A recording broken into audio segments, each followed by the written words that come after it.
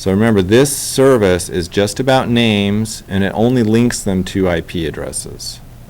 Okay? So even though, you might be, well, let me break it out all the way. This is the breadcrumbs, yeah. So we'll put here, I got .edu, right? And somewhere along here is .odu, and then there's R. Haynes. Right? So what happens is if I type in my address bar, and I just type in rhaines.odu.edu, remember this name has to be looked up. So they go here first and they say, where is .edu? Oops, edu. Okay. They tell them, here's the pointer. That's this server. They'll give them an IP address, and I don't know what it is. So they'll point my lookup. I'm just following the breadcrumbs. This is like the path to find where I want it to go. Okay. So then I'll send another request here, and I'll say, where is .odu.edu? Okay. Yeah, you're just trying to find someone. I'm not getting them yet. So then they'll tell me where ODU is. So I get back. They'll send me back who I'm pointed to. And then when I finally go to odu.edu, my request here would be rhaines.odu.edu. And then the response back is actually my IP address. Okay, so they send me the actual IP address, but when I'm doing that, I'm going to send it over my normal. Oops, what am I doing here? I send it over the normal channels of my router. Okay? So this is only to look up the name. Okay. Well, now that I have this diagram out, let's talk about this. So this up here, the .edu, this is the top level domain. .odu is a second level domain.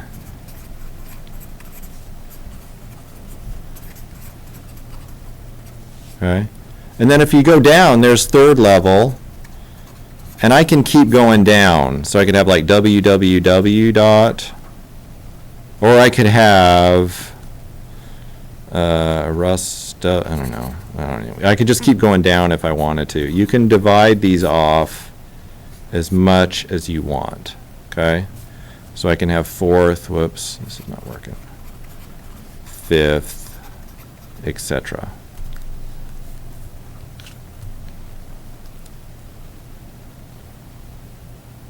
So, top level domains are controlled by that ICANN.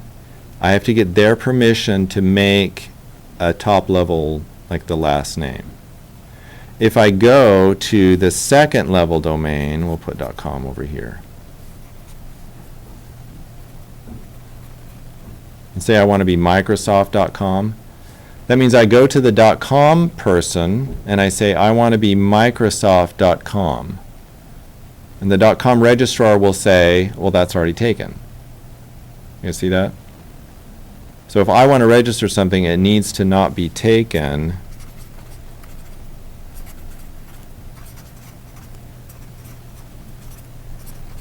So I can register for a name not taken.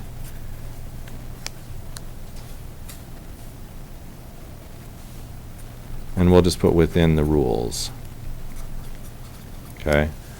So .com, most of the rules are you can't have a trademarked. It can't be trademarked.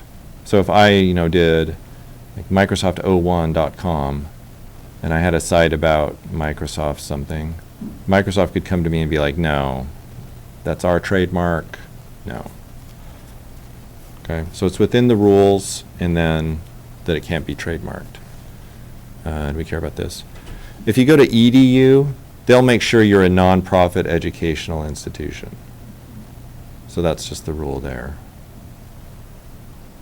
So as long as you're a nonprofit I don't even think nonprofit. As long as you're educational, you can get a .edu, and it can't be taken. So we have a pretty good one. We're ODU. That's 3 letters. When I was at University of Tulsa, they weren't UT, so it's already taken. University of Texas has that one, so they had to be utulsa.edu. And it's the same when you're registering a .com. So you're gonna have to, you'll come up with the name of your business, and then you got to look and see if somebody's taken your domain name, and maybe you just want to spell it a little differently. That kind of stuff. What's this saying? Oh, speaking of the trademark thing, they had a one a while back that someone was Madonna.com. And of course, if you're going to do Madonna.com, it's going to be porn. This is the old days of the internet. It seemed like porn was so much more around back in the old days. Anyway, so Madonna.com, they were running a porn website, and of course Madonna, the pop star, you guys know who Madonna is, right? She was not very happy about this. And so she sued them, and for a while they could fight her off. But then she got them because she was able to show that all the models on the website had like blonde hair, and they were wearing costumes reminiscent of Madonna. There was another one, I think it might be Toby Keith. I don't know, K-E-I. I think it was Toby Keith. So there's this guy named Toby Keith. If you go to his website, it says, "Hi, this is Toby Keith. In case you didn't know, I also paint. And so here's some of the paintings I have for sale." Turns out that's not Toby Keith, the country artist. That's some dude named Toby Keith that's actually really is just a painter. And so Toby Keith was like, "Hey, what? You can't do that." And sued him, and then took their stuff. But sometimes you can get away with being a fan. There was a guy that was Windows95.com, and he was, just issues about Windows 95. And so they, that's not using Microsoft's trademark to an advantage. All right, last thing about domain. All right, so if you get a domain,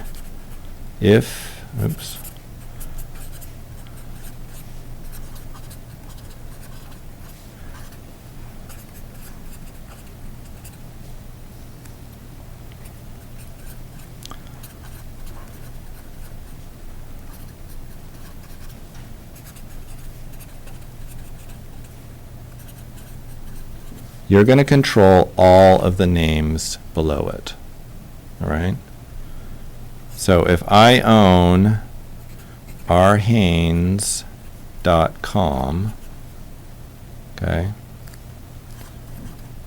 owner, I don't own that, by the way. Are you guys going to go take it? Let me look it up really fast. rhaines.com. Oh, there's someone out there with it. Now I just have to see what it is, huh?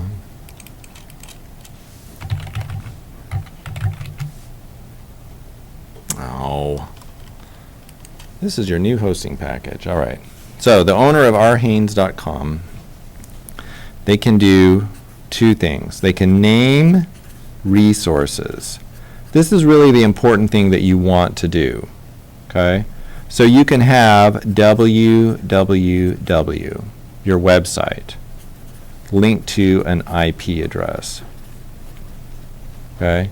So you can name anything in your domain. So I can put like mail, map it to an IP address. Are we good here? If you like, you said like MSN.com, but then there's also, maybe you said .net, is that still under that like, infringement of taking all the, trying to take all the similar things? So she's asking if I wanted to be Microsoft.com, or if someone's already Microsoft.com and I came in and got Microsoft.net, if I do their copyright stuff, then it's my problem. Does that make sense? It's a trademark issue that I can't use. Yeah, well, they could just take it from, yeah. Yeah, Similar to when you said MSN.1.com or whatever. right. Yeah. It's the same over here, .xxx. I mean, I could do, if they did it, I could do Microsoft.xxx. And if you go look for, if you go look to buy or register a domain, it'll tell you like, oh, this .com is already taken, do you want? And it'll have a huge list of other things you can get.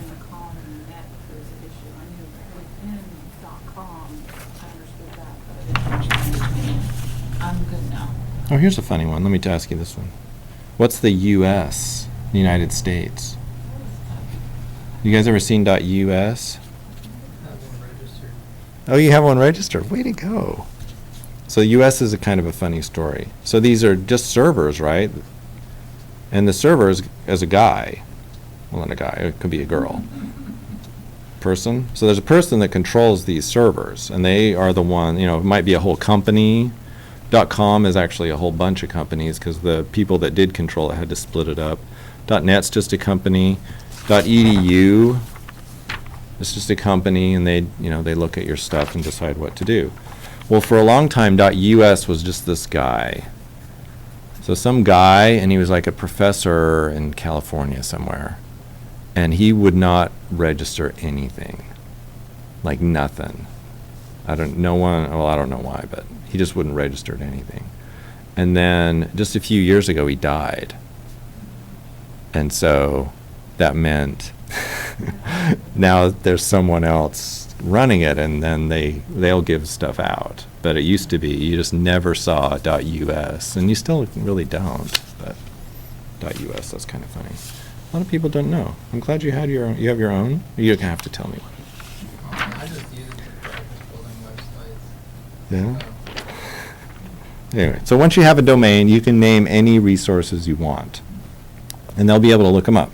So www.rhaines.com would point to an IP address. Mail.rhaines.com would point to an IP address. You can also do what's called the mail exchange record. So if anyone types in rhaines.com, that will also point to a certain IP address. You put a host name in here. I'm not going to get into how to configure this, but you can name resources. You can also delegate subdomains. If you want, okay? So I'm rhaines, and I can then delegate out, I don't know, projects, and, I don't know, family.